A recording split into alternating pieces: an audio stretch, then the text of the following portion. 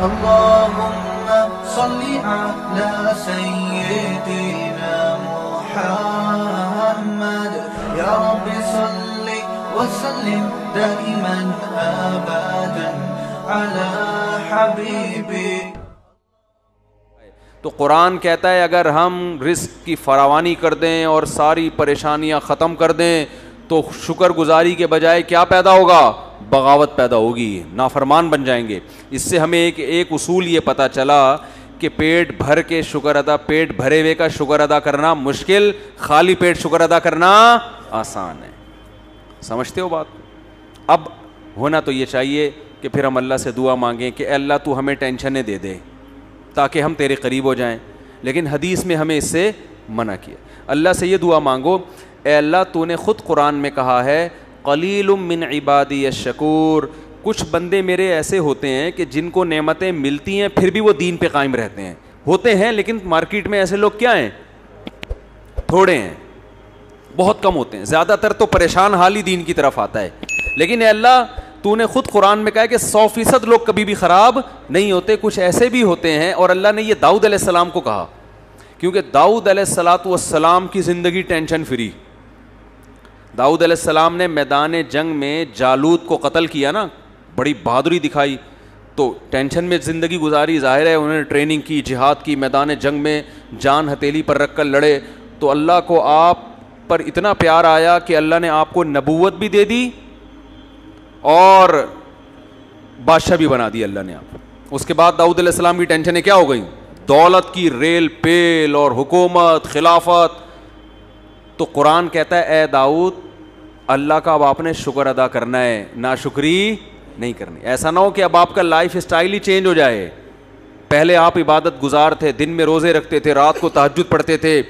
داؤد علیہ السلام، حدیث میں آتا ہے سب سے بہتر روزہ وہ ہے جو داؤد علیہ السلام رکھا کرتے تھے.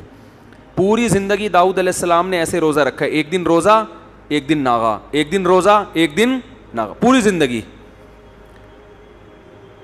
کیوں یہ سب سے افضل روزہ کیوں ہے؟ اس لیے کہ روزے کا جو بنیادی مقصد ہے نا وہ اپنے جسم کو کمزور کرنا نہیں ہے. سمجھ رہے ہو؟ کیونکہ حدیث میں آتا ہے المؤمن القوی خیر من المؤمن الضعیف، طاقتور مومن کمزور مومن سے اللہ کو زیادہ محبوب ہے. اگر روزانہ روزے رکھ کے کمزور ہو جائیں گے تو پھر لڑے گا کون ہے بھائی؟ جہاد میں کیسے لڑیں گے؟ گھر بیوی بچوں کے حقوق کیسے ادا کریں گے؟ محنت کیسے کریں گے؟ یہ تو مسلمان تو ترقی میں پیچھے رہ جائیں گے نا. اور اگر اس چکر میں کہ کمزور نہ ہو روزہ ہی نہ رکھیں تو یہ بھی غلط ہے، کیونکہ صرف جسمانی طاقت نہیں چاہیے، ہمیں روحانی طاقت بھی چاہیے. اور روحانی کہاں سے آتی ہے؟ وہ تو روزہ رکھنے سے آتی ہے. روزہ آپ کو خواہشات سے کیا کرتا ہے؟ روکتا ہے. روٹی کھانے کا دل چاہ رہا ہے، نہیں کھا رہے آپ، تو آپ میں اپنے نفس کے خلاف ایک قوت پیدا ہوتی ہے. بھائی دنیا میں سب سے بڑا مسئلہ یہی ہے نا کہ جو دل چاہتا ہے بس کرنے کا سوچتا ہے انسان، اب قوت برداشت ہی ختم ہو گئی ہے نا.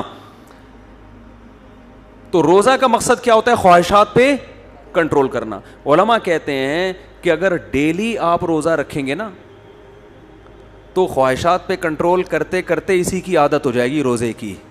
پھر زیادہ روٹی اور ان چیزوں کی طرف دھیان ہی نہیں جائے گا آپ کا. سمجھتے ہو؟ تو اس سے کیا ہوگا کہ جسم تو کمزور ہونا شروع ہوگا کیونکہ ڈیلی روزہ ہو رہا ہے. روحانی قوت اس طرح سے بڑھے گی نہیں کیونکہ اب یوز ٹو ہو گئے نا، عادی ہو گئے آپ. تو وہ کہتے ہیں ایک دن چھوڑ کے روزہ رکھنے میں کیا ہوتا ہے کہ عادت پڑتی نہیں ہے روزے کی. جسم بھی کمزور نہیں ہوتا کیونکہ آج نہیں کھایا تو کل کھاؤ گے آپ، باڈی صحیح سیٹ رہتی ہے.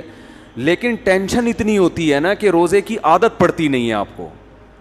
ایک دن رکھا ایک دن چھوڑ دیا، پھر دوبارہ رکھنا بڑا مشکل ہوتا ہے. بھائی رمضان میں ہم کنٹینیو رکھ لیتے ہیں نا، عادت 10-15 دن کے بعد تو ایسے عادت پڑتی ہے پتہ ہی نہیں چل رہا ہوتا. لیکن ایک دن رکھنا، پھر ایک دن چھوڑنا، پھر اگلے دن رکھنا، پھر اگلے دن، روٹین میں نہیں آتی یہ چیز. جو چیز روٹین میں نہیں ہوتی اس کا کرنا بہت مشکل ہوتا ہے. تو اس لیے حدیث میں آتا ہے سب سے افضل روزہ کون سا تھا؟ داؤد علیہ السلام.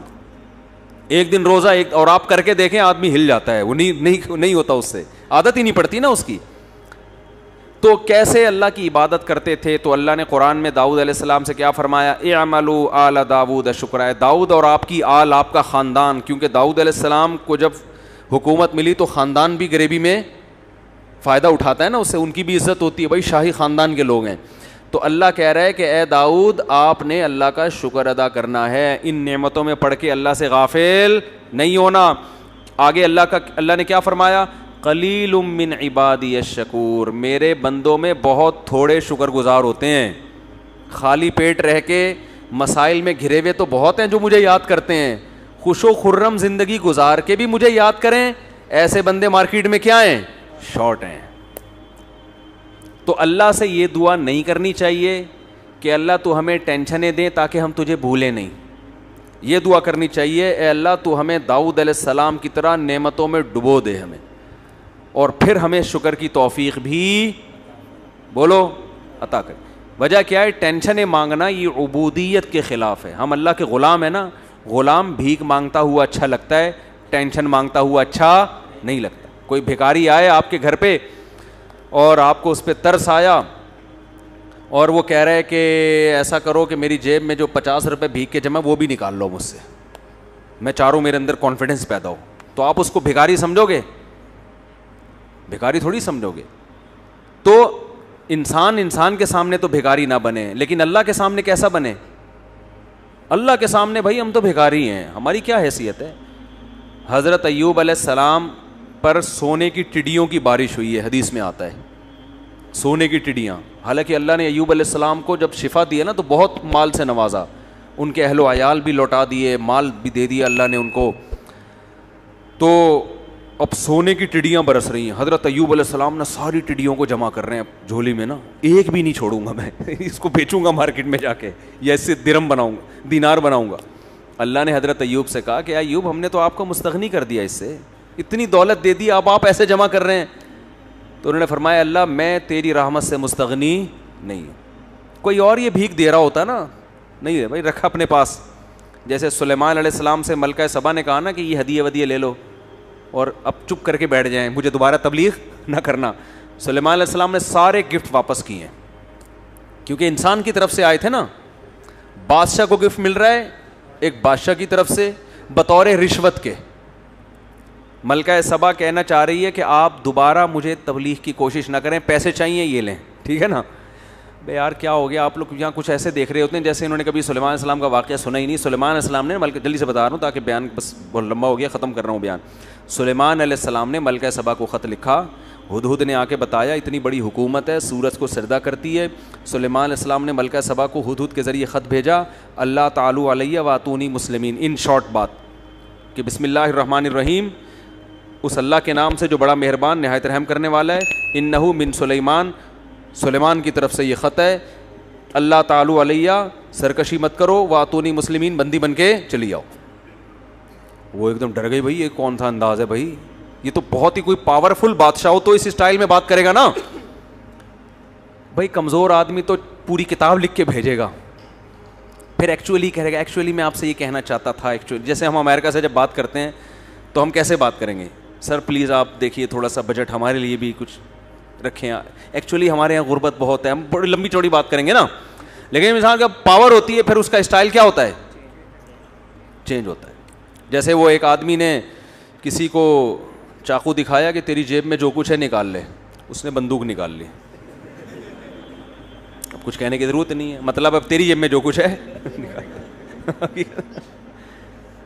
اور اگر بندوق جیب میں نہ ہوتی تو وہ کیا کر رہا ہوتا ہے, ایکچولی دیکھیں میرے چھوٹے چھوٹے بچے ہیں یار, میرا ابھی موبائل میں نے خریدا, یہ لمبی چوڑی بات کر رہا ہوگا.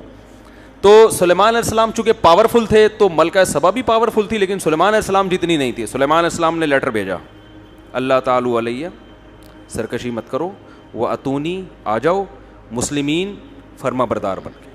تمیز سے باقی ڈسکس ہم کھانے پہ کریں گے, ڈنر پہ ہم بات چیت کریں گے کہ میں نے آپ کو بلایا کس سلسلے میں, ٹھیک ہے نا. تو وہ سلسلہ یہ ہے کہ آپ سورج کی عبادت چھوڑ دو, توحید پہ آ جاؤ. مجھے اللہ نے پیغمبر بنا کے بھیجا ہے اسی کام کے لیے, اسی سلسلے میں نے آپ کو بلایا تھا, سمجھتے ہو. تو ملکہ سبا کو اندازہ ہوا کہ بھائی یہ تو بڑا عجیب انداز ہے ان کا. تو ملکہ سبا نے کیا سوچا کہ شاید ان کو پیسوں کی لالچ والچ ہو, تو میں اتنے قیمتی گفٹ ان کے پاس بھیجتی ہوں کہ دوبارہ اس قسم کا لیٹر نہیں بھیجیں گے. جیسے کراچی میں جب بھتہ خوری چل رہی تھی نا, تو کسی بدماش کا دکان پہ فون آتا تھا, اتنے پیسے لے کے فلاں جگہ پہنچ جا. وہ پہنچ جاتا تھا بیچارہ تھیلا لے کے, سر یہ ہے, آئندہ میں خود ہی پہنچا دیا کروں گا, آپ فون کرنے کی زحمت نہ فرمائیں. تو ملکہ سبا یہ سمجھی کہ شاید یہ بھی معاذ اللہ لالچی ہیں, ان کو پیسے ویسے چاہیے. تو جب وہ آئے نا ہدیے ودیے کروڑوں روپے کے ہدیے لے کر, تو سلیمان علیہ السلام نے یہ نہیں ایوب علیہ السلام کی طرح سارے ہدیے جمع کر لی, لاؤ بھائی شاباش بھائی, گودام بھرے بھائی, چل گودام کا دروازہ کھول, مال لوڈ کر. ایوب علیہ السلام تو یہی کر رہے تھے نا کہ وہ چادر میں ساری ٹڈیاں جتنی بھی گری ہیں کہ ایک بھی نہ رہ جائے, ساری جمع کرو, ایک بھی نہیں چھوڑوں گا. تو سلیمان علیہ السلام بھی تو یہ کر سکتے تھے نا کہ بھائی سارا مال جمع کرو, نہ کیونکہ وہ انسان کی طرف سے تھا نا, اور بادشاہ کی طرف سے تھا, ایک ملکہ کی طرف سے اپنی دھونس جمانے کے لیے. تو کہہ رہے ہیں بھائی سلیمان علیہ السلام نے الفاظ کیا کہے, ارجع الیہم, کہا کہ فلن اتمدوننی بمال, پیسے دینا کہ میری مدد کرنا چاہتے ہو, فما آتانی اللہ خیر مما آتاکم, میرے رب نے جو مجھے نعمتیں دی ہیں وہ تم سے بہتر, میں تمہارے ٹکڑوں کا محتاج نہیں ہوں. دیکھو انسان جب انسان سے بات کرے تو اس اسٹائل میں بات کرے, بڑوں سے نہ شروع کر دیں, ابا سے کہیں ابا آپ کو پیسے دے رہے ہیں, ابا میں آپ کے ٹکڑوں کا, چھوٹوں کی اپنے جیسوں سے. جو محبت سے گفٹ دے رہا ہوں وہ تو ٹھیک ہے, لیکن جو دھونس جمانے کے لیے دے رہا ہوں نا, تو خریدنے کے لیے آپ کو اس کے ساتھ یہی اسٹائل ہونا چاہیے. ابے اللہ نے ہمیں بہت کچھ دیا ہے, تمہارے ٹکڑوں کے محتاج نہیں ہیں, سمجھتے ہو. تو سلیمان علیہ السلام نے کیا فرمایا, ما آتانی اللہ خیر مما آتاکم, میرے رب نے جو مجھے دیا ہے وہ تمہاری نعمتوں سے بہت زیادہ, بل انتم بہدیتکم تفرحون, اصل بات یہ ہے کہ تم اترا رہے ہو, دھونس جمانا چاہ رہے ہو کہ ہمیں اتنا ہمارے پاس ہے, شو بازی میں آئے ہوئے ہو. پھر کہنے لگے ارجع الیہم, قاصد سے کہا واپس چلا جا آرام سے, اور اب خط نہیں آئے گا, اب خط نہیں آئے گا. فَلَنَأْتِيَنَّهُمْ بِجُنُودٍ لَا قِبَالَ لَهُمْ بِهَا, اب لشکر آئے گا اور ایسا لشکر لے کے ملک سبا پہ حملہ کروں گا کہ یہ اس کا مقابلہ نہیں کر سکتے. وَلَا نُخْرِجَنَّهُمْ مِنْهَا أَذِلَّةً, سب کو رسوا کر کے ملک بدر کر دوں گا میں. وہ ڈر گئی بھائی, یہ پیسوں کی لالچی نہیں ہے. تو یہ جو انداز سلیمان علیہ السلام کا تھا یہ تکبر نہیں ہے, اس کو کہتے ہیں استغنا, کہ مخلوق کے سامنے بھکاری پن نہیں دکھانا. اور ایوب علیہ السلام کو ٹڈیاں جو دے رہی تھی ملکہ سبا نہیں دے رہی تھی, وہ کون دے رہا تھا, وہ آسمان سے گر رہی تھی اللہ کی طرف سے, تو ساری جمع کر رہے ہیں. تو اللہ نے کہا کہ اے ایوب کیا ہم نے آپ کو مستغنی نہیں کر دیا, ہم نے تو بہت دولت دی آپ کو. تو ایوب علیہ السلام نے کہا اے اللہ میں تیری رحمت سے مستغنی نہیں ہوں, جتنا دے میں بھکاری ہوں. اب بھکاری کو آپ پیسے نکال کے دیتا رہو نا, 6 مہینے کھڑا رہے گا, جائے گا نہیں وہاں سے, بلکہ جتنا دو گے نا کہے گا اور دے دو. تو اللہ کو مخلوق, ہم سب فقیر ہیں اللہ کے در کے, تو اللہ کے سامنے یہ کہ میں کیا بھائی, جو کچھ دیا اللہ نہیں دیا تمہیں تو اور دے دو. موسیٰ علیہ السلام نے بھی یہی موسیٰ علیہ السلام کے ساتھ بھی ہوا. موسیٰ علیہ السلام نے جب 2 بچیوں کو پانی پلایا کنویں پہ, مسافر تھے, کوئی قسم پرسی کی حالت میں تھے, نہ کوئی ٹھکانہ ہے, نہ کھانے کا انتظام, نہ کوئی ملازمت.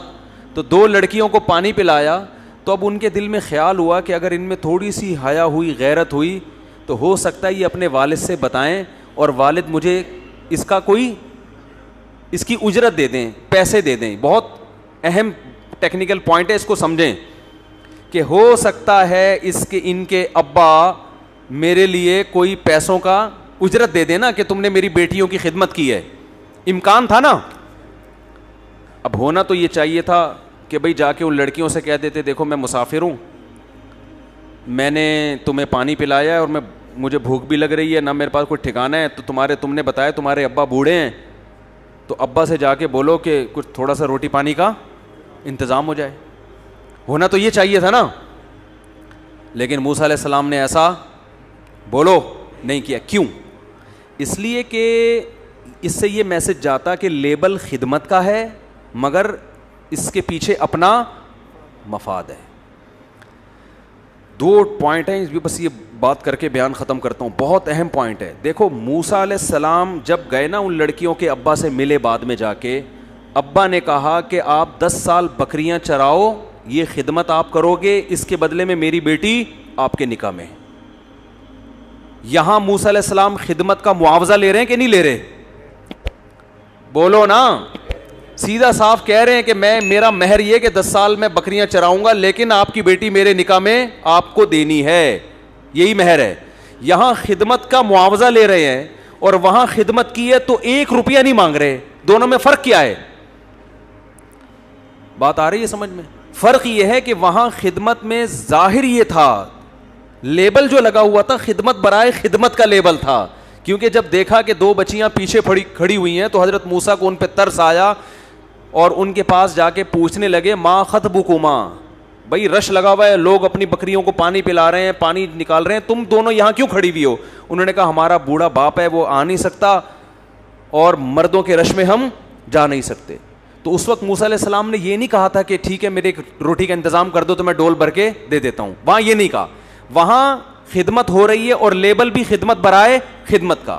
یہ شو کیا جا رہا ہے کہ مجھے تم پہ ترس آ رہا ہے, اور حقیقت میں یہی تھا, مجھے تم پہ ترس آ رہا ہے, تمہارا نمبر تو 6 گھنٹے کے بعد آئے گا, کوئی بات نہیں, میں خدمت کر دیتا ہوں, میں لا کے تمہیں ڈول دے دیتا ہوں. ڈول سے پانی نکال کے ان کو دے دیا, جاؤ بھائی اپنے گھر جاؤ. تو وہاں چونکہ خدمت کا لیبل خدمت کا تھا, وہاں دل میں یہ لالچ رکھنا جائز نہیں تھا. جیسے کہ آج کل لوگ خدمت کر رہے ہوتے ہیں کسی بوڑھے کی, مقصد ہوتا ہے کہ کوئی وصیت لکھ کے چلا جائے ہمارے نام. باس کی خدمت ہو رہی ہے لیکن مقصد ہے کہ ہماری تنخواہ بڑھا دے, چاپلوسی ہو رہی ہے. اماں کے پاؤں دبائے جا رہے, بیگم کے ساتھ بہت اچھے بن گئے, نیت یہ کہ دوسری شادی کی اجازت دے دیں.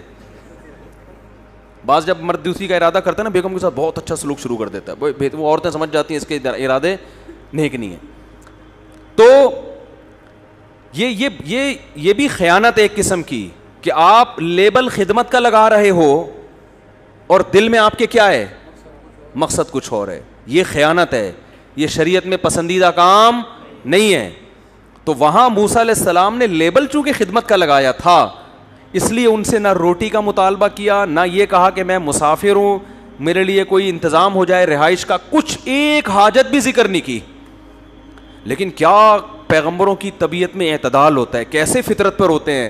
دل میں ایک لالچ پیدا ہوئی, ایک طمع پیدا ہوئی کہ بھائی ہو سکتا ہے ان کو خود ہی خیال آ جائے کہ بھائی ایک بندے نے ہماری خدمت کی ہے تو اس سے ہم حال احوال تو پوچھیں, کون ہو, کہاں سے آئے ہو, کدھر رہتے ہو. وہ لڑکیاں چلو شرم کی وجہ سے نہیں پوچھیں گی, جب وہ گھر جا کے بتائیں گی تو ابا پوچھیں گے بھائی روزانہ تو 6 گھنٹے لگتے ہیں, آج اتنی جلدی کیسے آ گئی. تو ابا کو بتائیں گی ایک نوجوان نے خدمت کی ہے, تو ہو سکتا ہے ابا کے دل میں خیال آئے کہ بھائی اس نوجوان کو بلاؤ, اس کا انٹرویو لینا ہے ہم نے, یا اس کو کچھ پیسے دینے ہیں. یہ ساری چیزیں حضرت موسیٰ کے دماغ میں پیدا ہونا شروع ہوئی, مگر ان لڑکیوں سے نہیں کہہ رہے. مگر اب یہ بھی نہیں ہے کہ جب حضرت موسیٰ کے دل میں یہ خیال آیا تو اللہ سے بھی نہ کہیں, نہ ہاتھ اٹھا کے اللہ سے دعا مانگنا شروع کر دی کہ اللہ میرے دل میں یہ خیال تو آ رہا ہے کہ شاید یہ مجھے بلائیں, ان کے والد صاحب کوئی پیسے ویسے دے دیں مجھے, اس کے اجرت دے دیں تاکہ میرے لیے 1-2 وقت کی روٹی کا انتظام ہو جائے, ٹھکانہ مل جائے. تو اے اللہ میں ان سے تو نہیں کہہ رہا, کیونکہ پھر ان کے دل میں یہ وسوسہ آ سکتا ہے کہ یہ اس خدمت کے پیچھے معاذ اللہ لالچ تھی, جبکہ میری خدمت کے پیچھے کوئی لالچ نہیں تھی. لیکن اگر جو میرے دل میں خیال پیدا ہو رہا ہے نا, تو اس خیال کو حقیقت میں اگر تبدیل کر دے تو مجھے اس پر کوئی اعتراض نہیں ہے. تبھی دعا مانگی. ثم تولا الی الظل, قرآن کہتا ہے درخت کے سائے کے نیچے آئے اور اللہ سے دعا مانگ. جب بچیوں کو پانی پلایا نا لڑکیوں کو, تو فوراً درخت کے نیچے آ کے کھڑے ہو کر کہنے لگے ربی انی لما انزلت الی من خیر فقیر, اے اللہ تو نے اگر میری طرف کسی خیر کے نازل کرنے کا ارادہ کر لیا ہے تو میں اس کا فقیر ہوں, محتاج ہوں, اپنے فیصلے سے پیچھے نہیں ہٹنا. ٹھیک ہے نا, کیا زبردست بلاغت ہے قرآن کی, اور پیغمبر کیسے اعتدال پر ہوتے ہیں. اللہ سے مستغنی, آپ نے بھی اگر کسی کی خدمت کی نا اور آپ کو یہ خیال آ جائے کہ شاید پیسے دے دے اور آپ محتاج بھی ہو, اس سے نہیں مانگو, مگر اللہ سے کہہ سکتے, اللہ سے آپ ضرور کہو, اللہ سے تھوڑی مستغنی ہے. تو اللہ نے آپ کی دعا ایسی قبول کی کہ ان کے والد نے تو کہا تھا, بچیوں کو بھیجا کہ جاؤ اس نوجوان کو ہم اجرت دینا چاہتے ہیں. والد بھی یہی چاہتے تھے ان کو اس کے پیسے دیں, غیرت مند تھے نا, بھئی ایک نے خدمت کی اگرچہ بغیر اجرت کے کی ہے, لیکن ہم بغیر اجرت کے خدمت نہیں لیتے, ہم معاوضہ دیتے ہیں. یہ غیرت مند ہونے کی علامت ہوتی ہے. اور جو بے شرم ہوتے ہیں ایک نمبر کے, وہ مزدوروں سے ڈبل کام لیتے ہیں اور پیسے جو اس کی اصل بنتی ہے نا وہ بھی کم وقت 2 مہینے ڈیلے کر دیتے ہیں. ایسے بھی مارکیٹ میں آپ کو بے شرم ہول سیل کے حساب سے ملیں گے. ادھر موسیٰ علیہ السلام کے جو سسر تھے وہ فری کی خدمت کے بھی کہہ رہے نہیں, فری میں نہیں بلکہ اس کا معاوضہ دوں گا. اور یہاں پہلے بتاتے ہیں تمہاری یہ دہاڑی ہے, کام اس سے زیادہ لیتے ہیں اور ٹائم پہ اجرت نہیں دیتے. تو یہ غیرت کے بالکل الٹ ہو گئے کہ نہیں ہو گئے؟ تو اب بتاؤ کون سا اچھا ہے, بے غیرت بننا اچھا ہے یا غیرت والا بننا اچھا ہے؟ جب غیرت والے بنو گے نا تو اللہ کے وہ معاملات ہوں گے جو موسیٰ علیہ السلام کے ساتھ ہوئے اور ان کے سسر کے ساتھ ہوئے. پھر غیب سے اللہ کی مددیں ایسے ہوتی ہیں. تو حضرت موسیٰ علیہ السلام گئے ہیں, ان لڑکیوں نے کہا کہ بھائی ہمارے والد آپ کو اجرت دینا چاہتے ہیں. اور وہ اجرت جب پورا انٹرویو ہوا تو حضرت وہ جو انہوں نے تو کہا میں اپنی ایک بیٹی آپ کے نکاح میں دینا چاہتا ہوں.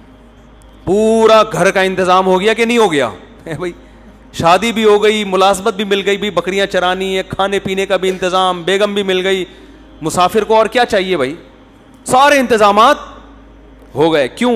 دعا بڑی تگڑی مانگی تھی.